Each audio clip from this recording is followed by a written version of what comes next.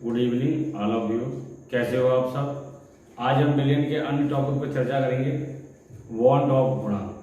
ठीक है, इससे पहले हमने सारे टॉपिक जो है डिस्कस कर लिए हैं और ये लास्ट टॉपिक है आपका वांट ऑफ गुणांक। अच्छा, वांट ऑफ गुणांक क्या है?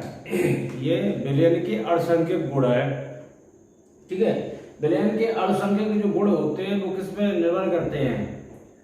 वो आयनों की संख्या पर निर्भर करते हैं, यानी कि उसके अंदर कितने आयन हैं उन पर निर्भर करते हैं। ठीक है, तो बॉन्ड ऑफ गुणांक, बॉन्ड ऑफ गुणांक,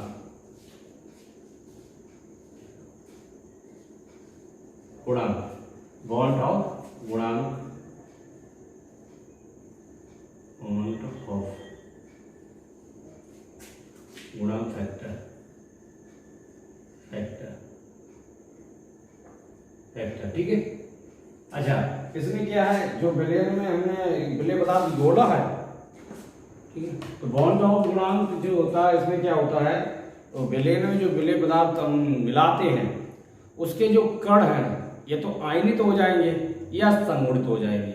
तो आयनित और जो संगुणित कण हो रहे हैं उनकी संख्या और आयन और जो विलय है उसके पहले के कणों की संख्या, यानी जो आयनित या वियोजित नहीं हुए हों तब। ठीक है, तो इसमें दो वर्ड आएंगे, एक होगा संगुणन, संगुणन, और ये क्या होगा, आयनन, आयनन या वियोजन, वियोजन। ठीक है, आयनन या वियोजन। आयनन माने भी टूटना होता है, वियोजन माने भी टूटना होता है। संगुणन माना, संगुणन माने एक साथ जुड़ना, इकट्ठा होना, एसोसिएट और जे डी एसोसिएट। ठीक है, तो इनकी कणों की संख्या के अनुपात को कहेंगे।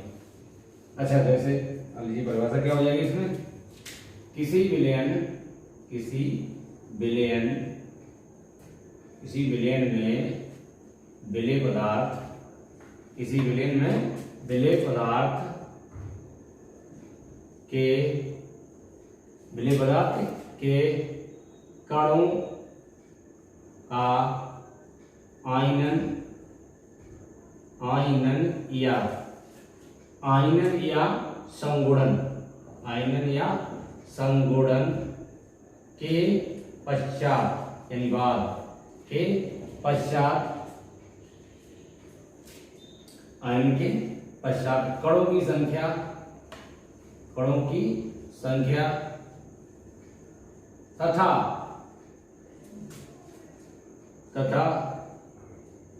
आयनन या वियोजन, तथा आयनन, आयनन,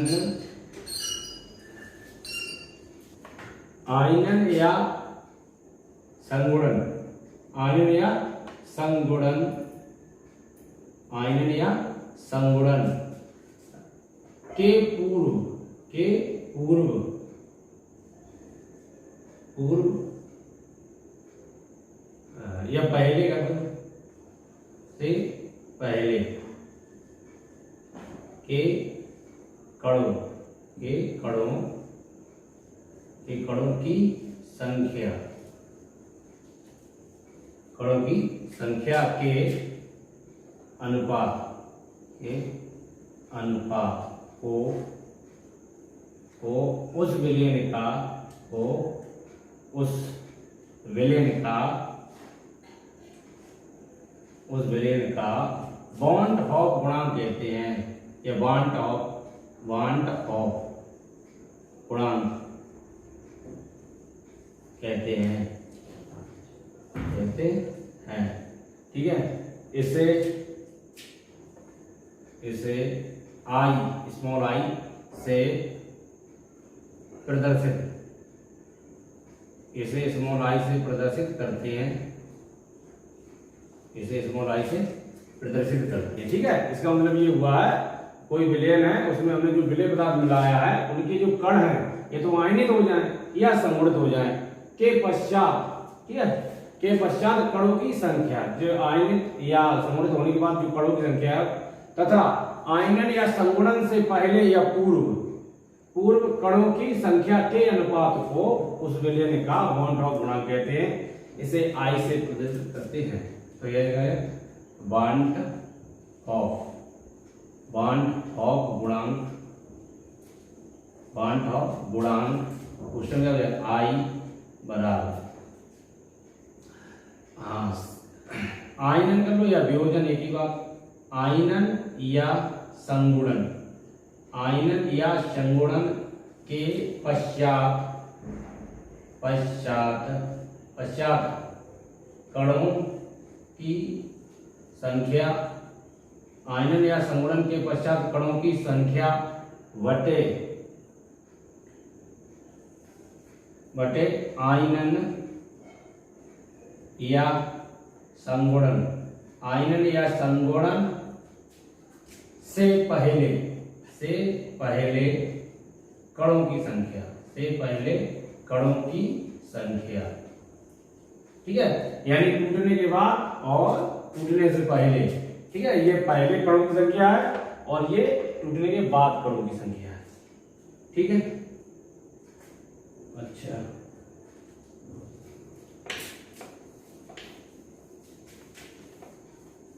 अब इसके कुछ नोट पॉइंट, जैसे कोई कण वियोजित हो रहा है, मतलब कोई विलेय है, सॉल्वेंट है, जो सॉल्यूट है, वो कैसा हो रहा है, विलेय हो रहा है, यानी उसमें घुल रहा है, तो उसमें कणों की जो संख्या होगी वो हमेशा कैसी होगी, एक से ज्यादा होगी। जब वियोजित हो रहा है, टूट रहा है, तो उस समय I का जो वैल्यू होगा, यानी बॉन्ड ऑफ गुणांक होगा, उसका मान सदैव एक से अधिक होगा, ठीक है।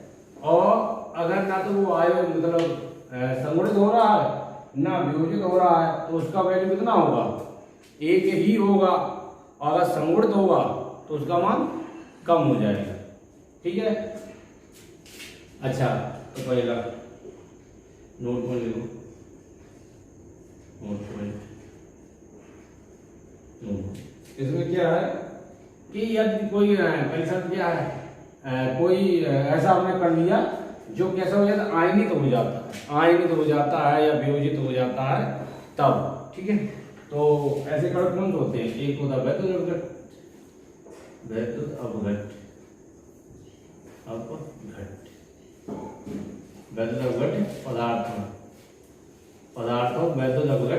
पदार्थों के लिए बॉन्ड ऑफ गुणांक यानी I का मान सदैव एक से अधिक होगा। कैसा होगा, एक से अधिक होगा। कब, जब कोई वैद्युत अपघट पदार्थ लिया है, यानी ऐसा पदार्थ लिया, कोई साल्ट ले लो, साल्ट भी होता है, साल्ट जो होता है वो टूट जाएगा किसमें, आयनों में। यानी कि वैद्युत अपघट पदार्थ के लिए I का मान, या वैद्युत अपघट पदार्थ ना लो तो कोई लवण ले लो, क्या लो, लवण साल्ट भी जब टूटेगा तो आयन प्राप्त होंगे, ठीक है। या ये भी कह सकते हो कि वे पदार्थ जो आयनिक होते हैं, वे पदार्थ जो आयनित या वियोजित आयनित या वियोजित होते हैं,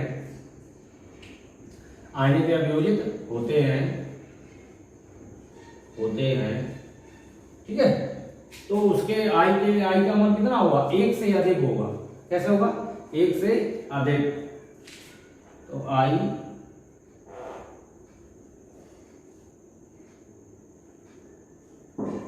ग्रेटर देन 1, I का मान जो होगा वो एक से कैसा होगा, अधिक होगा, ठीक है। क्यों, कोई भी ले लो, जैसे मान लीजिए हमने ये लिया, सपोज NaCl ले लो, सबसे सिंपल।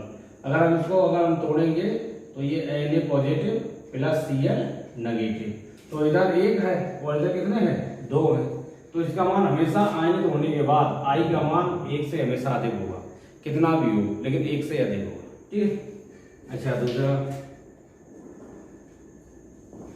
दूसरा क्या है, हम दो पदार्थ लें जो ना तो आयनित हो ना ही वियोजित हो, यानी ऐसा लिया जैसा हमने उसे पानी में डाला या किसी भी में डाला, विलायक में, तो वैसा ही रहे, ना तो वो संगुणित हो और ना वो कैसा हो, आयनित हो, ठीक है।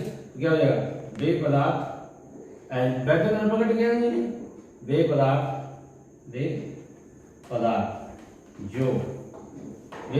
जो न तो कैसे होते हैं? आयनित होते हैं,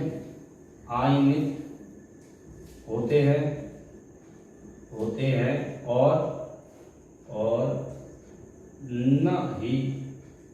ना ही संगुणित होते हैं। ना ही कैसे होते हैं? संगुणित होते हैं। उनके लिए आई का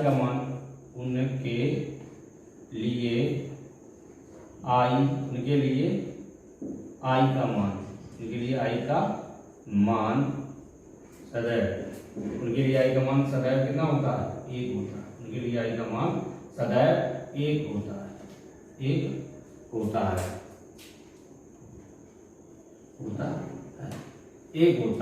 ठीक है। इसको हम वैद्युत अनुप्रकट भी कह सकते हैं। वे पदार्थ दीजिएगा वैद्युत अनुप्रकट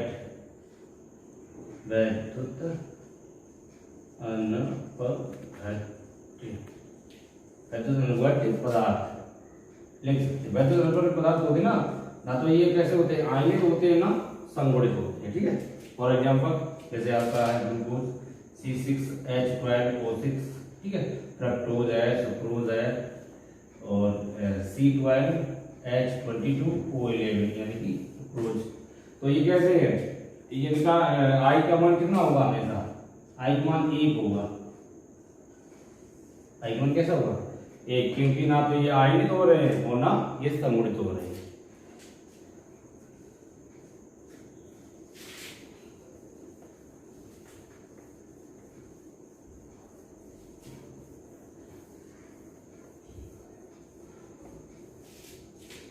अगला अब क्या है? यानी वे पदार्थ जो संगुणित होते हैं, वे पदार्थ कैसे होते हैं? संगुणित होते हैं। तो उनका मान सदैव कितना होता है? 1 से कम होता है। तो क्या हो जाएगा? तीसरा पॉइंट क्या हो जाएगा? वे पदार्थ जो कैसे होते हैं? संगुणित होते हैं। संगुणित होते हैं। संगुणित मान क्या होता है? मिलना होता है। ठीक है। वे पदार्थ जो संगुणित होते हैं उनके लिए आई का मान सदैव 1 से कम होता है। 1 से कम होता है। ठीक है। इसका मतलब क्या होगा? आई लेस देन 1। ठीक है। अब क्या हो जाएगा आपका? फॉर एग्जाम्पल जैसे CH3COO, अगर इसके हम 2 मॉलिक्यूल लें, ठीक है, और रिवर्सिबल रिएक्शन, ठीक है, और CH3COO का होल ट्वाइस, ठीक है, और ये क्या होता है? बेंजीन की उपस्थिति में ही होता है ये संगुणन। हो गया संगुणन। तो ये 3 कंडीशन है।